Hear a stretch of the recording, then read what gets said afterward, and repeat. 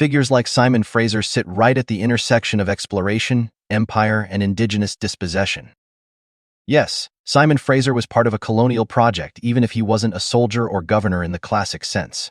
Let me unpack that clearly and without romanticizing him. Why Fraser is considered a colonial figure, even though Fraser was a fur trader and explorer, not a formal colonial administrator.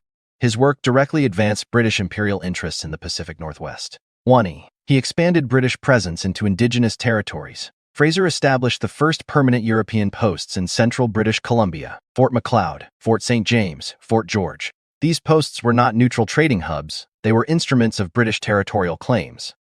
2. His expeditions helped Britain assert sovereignty by mapping the Fraser River and building settlements. He strengthened Britain's argument that the region was under its influence. This mattered during boundary disputes with the United States. 3. His work disrupted indigenous political and economic systems. The fur trade altered traditional trade networks.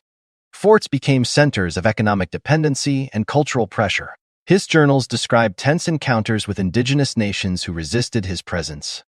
4. He was a partner in the Northwest Company. The NWC was a corporate engine of colonial expansion. Its operations relied on occupying indigenous land, reshaping economies, and asserting control over mobility and resources.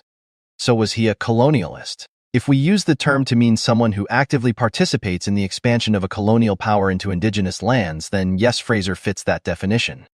If we use it to mean someone who personally sought to dominate or govern indigenous peoples, the picture is more complicated. Fraser often tried to avoid conflict and sometimes expressed respect for indigenous nations, but he still operated within and benefited from a system that displaced them. Why this matters today: understanding Fraser as both an impressive explorer and a participant in colonial expansion helps us hold a more honest, nuanced view of Canadian history. It doesn't require erasing his achievements, but it does require acknowledging the indigenous perspectives that were long ignored.